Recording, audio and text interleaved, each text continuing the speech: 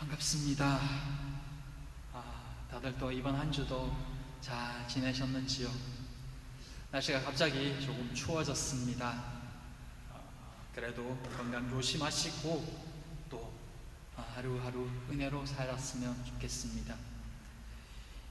매 주일이 될 때마다 시간이 얼마나 흘렀나를 생각하는 그런 버릇까지는 아니지만 그런 습관이 하나 생긴 것 같습니다.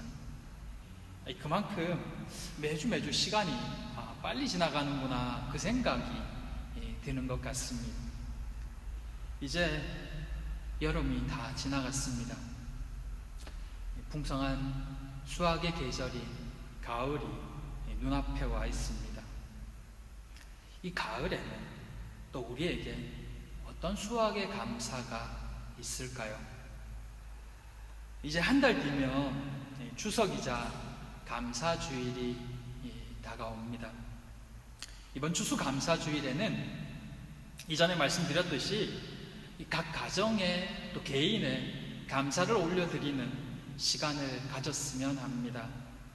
시간을 갖고 올 한 해 우리에게 주신 은혜는 무엇인지 또 감사의 제목은 무엇인지 한번 정리하는 시간들을 조금씩 가져보시기 바랍니다. 코로나 시기에 이 하나님께 올려드리는 감사는 어쩌면 굉장히 특별한 감사가 아닐까 싶습니다. 모두에게 은혜와 또 기쁨의 시간만 되기를 소망하고 또한 기도합니다. 오늘은 드디어 이 애굽에 내려지는 이 10번째 재앙에 대해서 함께 생각해 보고자 합니다. 이 재앙이 말하고 있는 것은 무엇인지, 그리고 이 재앙이 오늘 우리에게 주는 의미는 또한 무엇이며, 그 재앙을 내리시는 하나님의 마음과 하나님의 뜻은 어디에 있는지 이 본문을 통해 같이 생각해 보았으면 좋겠습니다. 성령께서 오늘 우리에게 말씀하여 주시기를, 또한 은혜가 임하는 이 시간 되기를 기도합니다. 첫째, 그가 너희를 여기서 내보내리라. 드디어 애굽에 10번째 재앙이 선포됩니다. 그동안 끈질기게도 이스라엘을 내보내기를 거절했던 바로도 이 10번째 재앙 이후에는 이스라엘을 내보낼 것이라고 말씀합니다. 그것도 모두를 다 쫓아내듯이 내보낼 것이라고 말씀합니다. 그러면서 한 가지 특별한 명령을 내리십니다. 그것은 그렇게 나갈 때 그냥 나가지 말고 이스라엘 백성들은 주위의 애굽 사람들에게 은금 패물을 구하라는 것입니다. 왜 이런 말씀을 하실까요? 모두가 알다시피 이 10번째 마지막 재앙은 장자의 죽음입니다. 애굽의 모든 생축과 사람들의 첫째는 모두 죽는다는 것입니다. 그것은 이 애굽에 있어 힘의 근원이 끊어진다는 말이며, 이보다 더 큰 재앙은 없을 정도로 굉장한 큰 슬픔이 되는 사건입니다. 그런데 이 큰 분노와 이 슬픔으로 인해서 애굽 사람들이 이스라엘 백성들에게 분풀이를 하여도 모자랄 것 같은 판에 그들은 왜 분풀이 대신에 이스라엘 백성들을 모두 그냥 다 쫓아내는 결정을 하려고 하는 걸까요? 그리고 불난집에 부채질하는 것도 아니고 장자가 죽어서 모두가 큰 슬픔 가운데 있는데 그들에게 재물을 달라고 하는 그 하나님의 말씀이나 또 그 요구에 애굽인들이 순순히 자신의 재물을 내어놓는 이유는 무엇일까요? 그 이유를 성경은 이 3절에서 여호와께서 그 백성으로 애굽 사람의 은혜를 받게 하셨기 때문이며, 또 모세는 애굽 땅에 있는 바로의 신하와 백성의 눈에 위대하게 보였기 때문이다 라고 그렇게 이유를 설명합니다.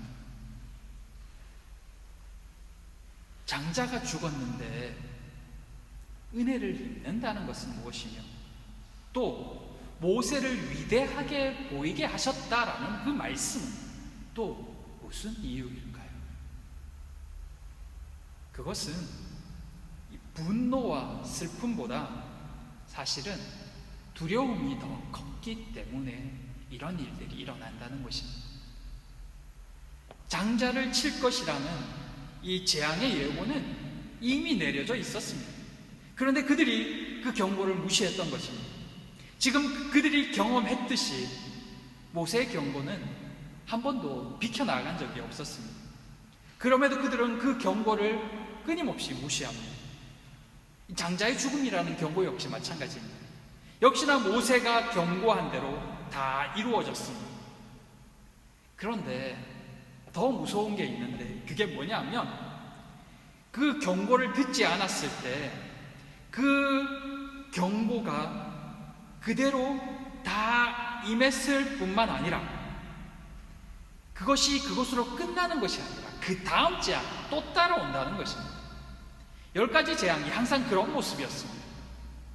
경고했으나 듣지 않을 때 그 재앙이 그대로 이루어집니다. 그리고는 이어서 다음 재앙이 또한 예고되어진다는 것입니다. 그러니까 이 장자의 죽음이 큰 슬픔이고 애굽 사람들에게 너무 큰 분노였지만 이번에도 이 말씀을 따르지 않는다면 그 다음 재앙은 자신들의 목숨이 될 것이라는 것을 직감했던 것입니다. 그래서 그들은 장자를 잃고도 자신들도 죽게 될 것이라는 그 두려움 때문에 그로 인해 나라가 망할 수도 있다는 것 때문에 그들은 이스라엘 백성들을 자신의 땅에서 하루라도 빨리 쫓아내고자 했던 것입니다. 그런 연유에서 자신들에게 재물을 구하는 이스라엘 백성들의 요구도 순순히 받아들이고 있었던 것입니다. 여호와께서 애굽 사람들로 하여금 이스라엘인들을 특별히 이 모세를 두렵게 여기도록 만들어 주셨던 것입니다. 지금까지 이스라엘 백성들은 애굽인들이 원하면 언제 어디서든 어떻게든 부릴 수 있는 종들에 불과했었습니다. 늙은 목동인 모세, 노예인 아론, 그리고 이스라엘 백성들, 애굽인들에게 그들은 그저 노예 그 이상도 기할도 아니었습니다. 그런데 여호와께서 그들의 관계 속에 직접 관여하시자 모든 것들이 뒤바뀌어지기 시작합니다. 그동안 모세가 통사정하며 바로에게 보내주기를 간청했었습니다. 하지만 이 10번째 재앙이 임하자 그 밤에 바로가 직접 모세를 불러서 떠나달라고 요청합니다. 부탁합니다. 그동안 노예로 부리면서도 그들에게 임금 한번 제대로 주지 않았지만 여호와께서는 이스라엘 백성들이 떠날 때 당당하게 애굽 사람들에게 임금을 요청하고 구하게 합니다. 그리고 그동안 하찮게 여겼던 그 모세를 이제는 두려운 눈으로 위대하게 바라보게 만듭니다. 여호와께서 함께 하신다는 것, 여호와께서 함께 하시는 사람, 그들이 어떤 사람인지를 오늘 본문은 명확하게 보여줍니다. 여호와께서 함께 하실 때 평생을 노예로 살던 그들은 당대 최고의 강대국을 굴복시킨 하나님의 백성이 되었습니다. 그 시간이 때로는 우리가 원하는 그때가 아니라 할지라도 마침내 여호와께서 우리를 위하시면 그 어떤 일들도 일어날 수 있습니다.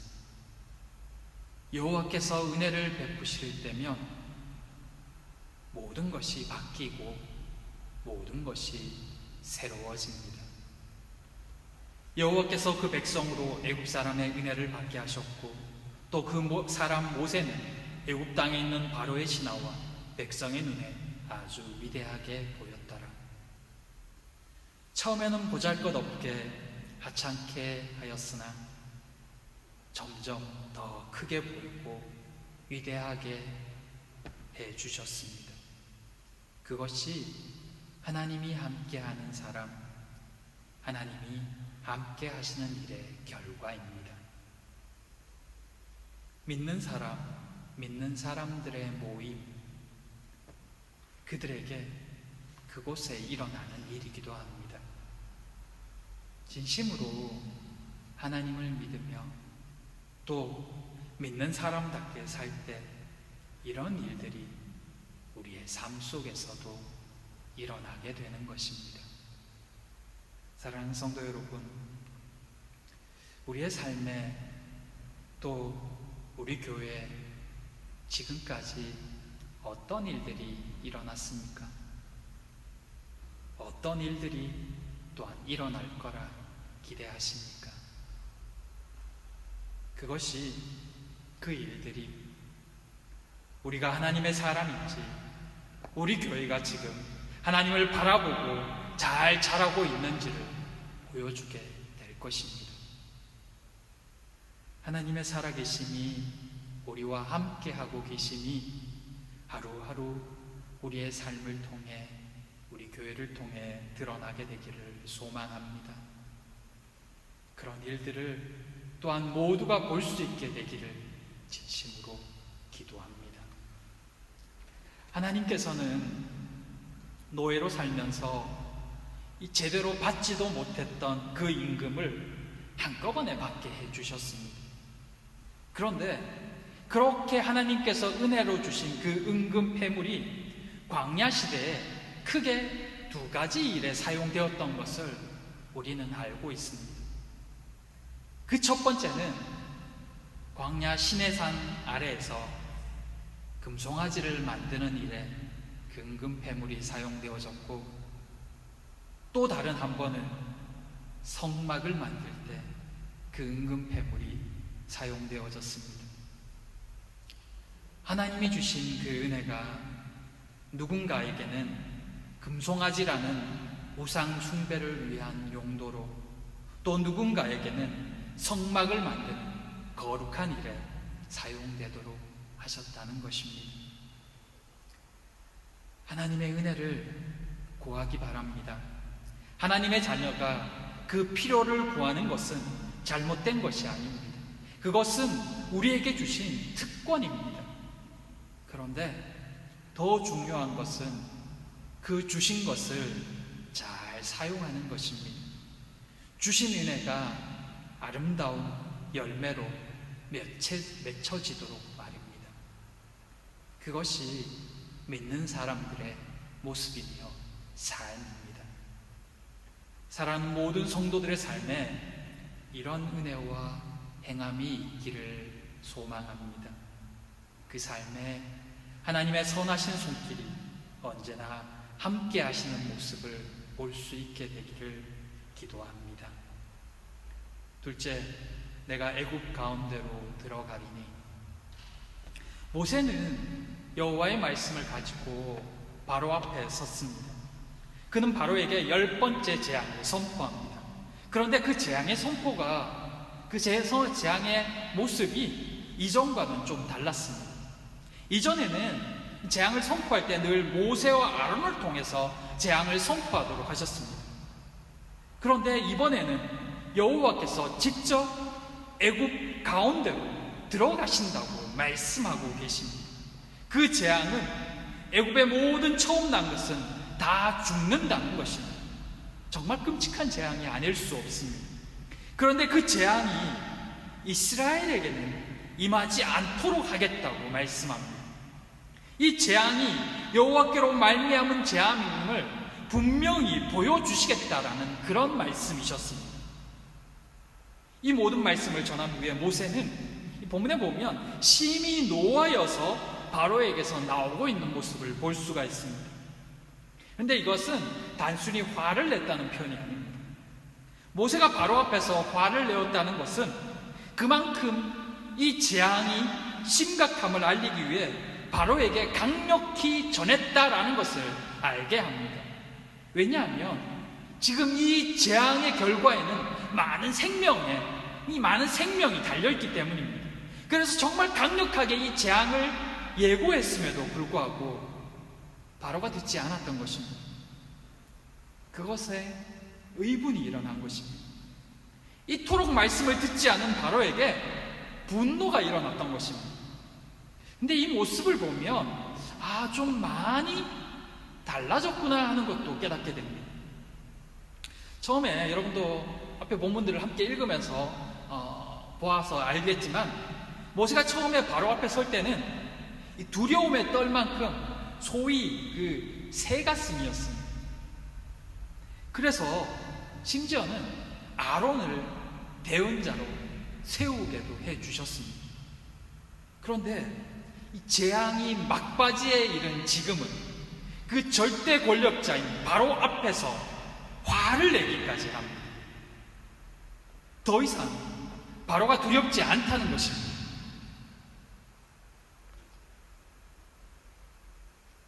도대체 이 당당함이 어디에서 나오는 것일까요?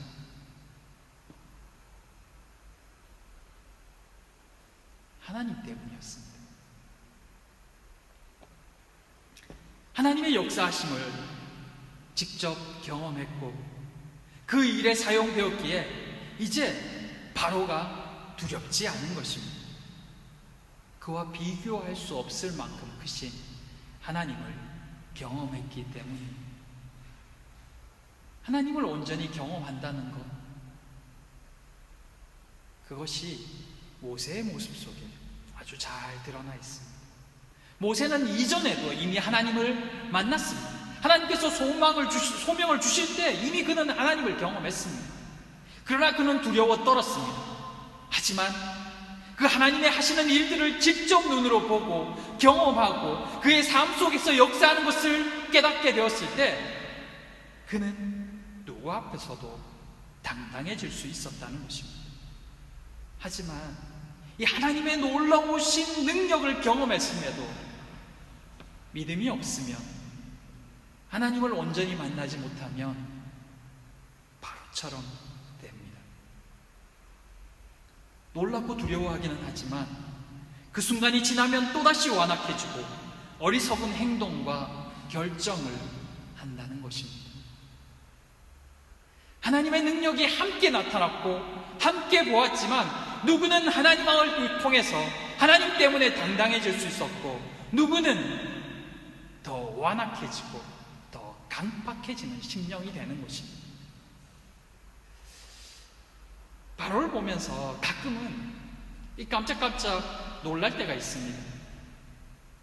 아니, 그렇게 두려운 재앙을 몇 번이나 당했는데도, 또 이 끔찍한 재앙의 예고 앞에서도 어떻게 저렇게 완악하고 또 어리석을 수가 있지?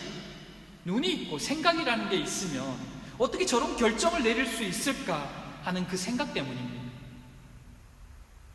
그런데 하나님을 온전히 만나지 못하면 그렇게 됩니다. 발등에 물이 떨어지면 반짝했다가 다시 제자리로 되돌아가 버리는 것입니다. 그런데 그런 모습은 비신자들뿐만 아니라 오래 믿었다고 하는 사람들 속에서도 얼마든지 볼 수 있는 안타까운 모습입니다. 하나님을 제대로 만나지 못했기 때문입니다. 그 답답하고 안타까운 모습에 모세 역시 분노하고 있는 것입니다. 그런 그들에게 마지막 심판이 내려지는 것입니다. 누군가가 질문을 하더군요. 왜 장자를 죽이시냐고요. 이 재앙은 이미 출애굽기 4장 22절에서 23절에 말씀하신 내용입니다. 너는 바로에게 이르기를, 여호와의 말씀에 이스라엘은 내 아들 내 장자라. 내가 네게 이르기를 내 아들을 보내주어 나를 섬기게 하라 하여도 네가 보내주기를 거절하니 내가 네 아들 네 장자를 죽이리라 하셨다 하라 하시니라.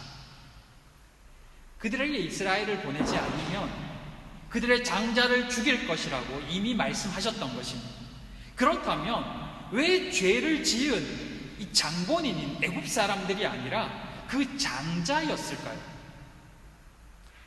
장자는 단순히 첫째 아들이 아니라 그 집안을 대표하는 사람입니다.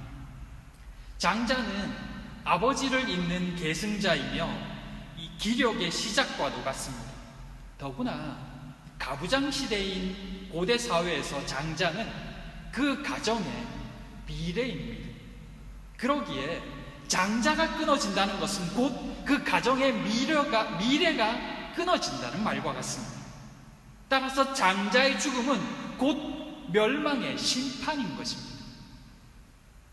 또한 장자의 재앙은 이 다른 재앙들과 마찬가지로 그동안 애굽이 신으로 숭배하는 그 우상을 무너뜨리는 재앙 중에 하나였습니다. 특별히 장자 재앙은 신으로 숭배받던 바로의 신성을 무너뜨렸습니다. 당시 바로는 이 태양신의 화신이라고 여겨졌습니다. 그런데 신으로 숭배받던 그 왕도 자신을 계승할 장자의 죽음조차도 막지 못하는 연약한 인간임을 드러내준 것입니다. 여호와께서는 여러 차례 그들에게 돌이킬 기회를 주셨습니다. 그러나 그들은 마지막까지 그 기회를 잡지 않았습니다. 결국 여호와께서 직접 심판하실 때 하나도 그 심판에서 벗어나지 못합니다. 바로의 장자로부터 애굽의 그 여종의 장자, 심지어 애굽의 모든 가축의 첫째까지도 모두 죽는다라는 것은 이 하나님의 마지막 심판이 얼마나 무서울지를 정확히 보여주고 있는 것입니다. 여호와의 심판 아래에서 죄인은 심지어 천지 만물이라도 하나도 살아남지 못할 것을 보여주신 것입니다. 그리고 그 심판에는 이스라엘도 예외가 아니었습니다. 우리는 본문을 보면서 여호와께서 애굽에서 난 것은 죽이시고 이스라엘은 살려주셨다라고 그렇게 생각합니다. 그러나 실제 애굽에 있는 모든 것에는 이스라엘도 포함됩니다. 거룩하신 여호와 앞에서 스스로 살아남을 수 있는 자는 아무것도 없기 때문입니다. 그런데 어떻게 이스라엘이 살아날 수 있었습니까? 여호와께서 피할 길을 주셨는데 이스라엘은 그것을 잘 따랐기 때문입니다. 그것은 바로 어린 양의 피를 집 문설주에 바르는 것이었습니다. 그 피를 보고 넘어간 것입니다. 그것이 바로 유월절입니다. 그 내용이 12장에 이어서 나옵니다. 이스라엘이 여호와의 공의 앞에서, 여호와의 그 마지막 심판 앞에서 살아남을 수 있는 유일한 길, 그것은 바로 어린 양의 피 때문이었습니다. 누구는 살리고 누구는 죽인다? 아닙니다. 여호와의 공의 앞에서 모두 죽습니다. 거룩하신 하나님의 공의 앞에서는 누구도 자신의 의로움을 가지고 살 수 있는 자가 없습니다. 살 수 있는 유일한 길은 어린 양의 피를 의지하는 것입니다. 그것만이 하나님의 심판에서 생명을 얻을 수 있는 유일한 길입니다. 무엇일까요? 살 길은 예수 그리스도의 보혈밖에 없다는 것을 보여주신 것입니다. 우리를 위해 죽으신 그 주님을 온전히 믿는 것 외에는 다른 생명의 길이 없다는 것을 이미 오래전에 이 출애굽의 사건을 통해서 말씀하시고 보여주셨던 것입니다.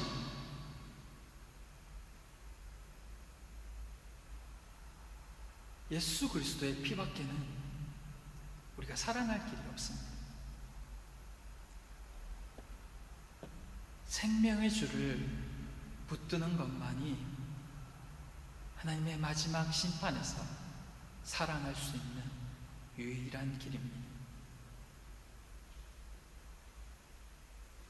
출애굽의 사건을 통해서 하나님은 이스라엘만 콕 찍어서 내 니들만 살려줄게라고 말씀한 게 아닙니다. 물론 그들은 구별해 놓으셨고 또 그들을 통해서 하나님의 공의와 하나님의 사랑을 보여주시는 한 샘플로 그들을 새로 구별해 놓으셨지만 그 구별은 거기서만 끝나는 것이 아니라 오늘 이 땅에서도 계속 되어집니다. 예수의 피를 의지하는 자, 예수의 보혈을 힘입는 자, 그들만 살 수 있다는 것을 보여주시고 알려주시고 살려주신 것입니다. 그 생명의 주를 진심으로 붙드는 모두가 되시기를 바랍니다. 교회 오래 다닌다고 사는 거 아닙니다. 내 직분이 뭐라고 하나님이 살려주시는 거 아닙니다. 목사라고 하나님이 특별히 구별해서 살려주시는 거 아닙니다. 예수의 피밖에는 없습니다. 예수의 보혈을 의지하고 그것을 믿음으로 받아들이는 자만이 생명을 얻습니다. 그가 바로 구별된 자입니다.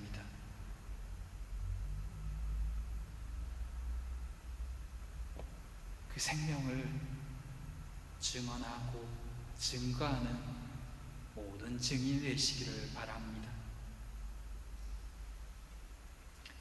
시대 대면 예배만이 살 길이라고, 그게 우리가 목숨을 지켜야 되는 길이라고 말하죠. 타인의 목숨을 담보로 드리는 예배는 하나님이 받지 않으십니다.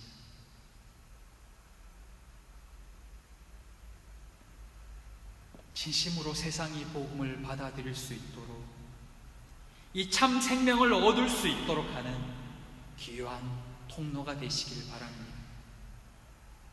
그러려면 믿는 자들이 먼저 본이 되어야 되고, 믿는 자들이 먼저 생명을 전하는 자가 되어야 되고, 그들이 복음을 받아들일 수 있도록 그들의 마음을 사는 것도 필요합니다.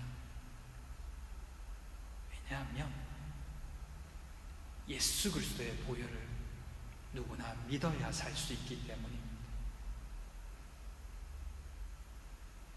사랑하는 성도 여러분, 주께서 우리를 위해 죽으셨습니다. 주께서 당신의 생명을 우리를 위해 과감히 버리셨습니다. 그 피를 의지하면 이 땅에서 우리가 어떻게 살아야 될지, 또 사랑하는 그들에게, 나의 가족에게 이 생명밖에는 답이 없음을 전하지 않을 수가 없습니다. 출급 사건, 특별히 이 10번째 재앙은 우리에게도 이 마지막 날이 있을 것을 분명하게 보여줍니다.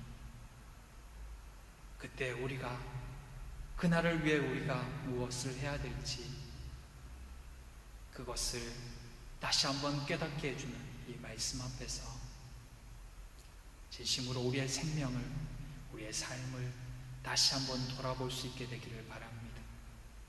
그리고 사랑하는 이들을 위해 우리가 무엇을 해야 될지를 다시 한번 기도하며 구할 수 있게 되기를 바랍니다. 사랑하는 우리 모든 성도님들이 이 생명의 길에 온전한 통로로 사용되어지기를, 누군가를 살리는 일에 귀하게 쓰임받게 되기를 진심으로 소망하고 기도합니다. 기도하겠습니다. 사랑과 은혜의 하나님, 마지막 심판 앞에서 누구도 예외가 없음을 보았습니다. 오직 예수 그리스도의 보혈을 의지함으로만 살 수 있음도 보았습니다. 그 생명을 전하는 저희가 되게 하여 주시옵소서. 지금도 어리석은 고집을 피는 이들을 불쌍히 여겨 주시옵소서. 주의 은혜와 위로가 이 땅 가운데 풍성하길 소망하오며 예수님 이름으로 기도드립니다.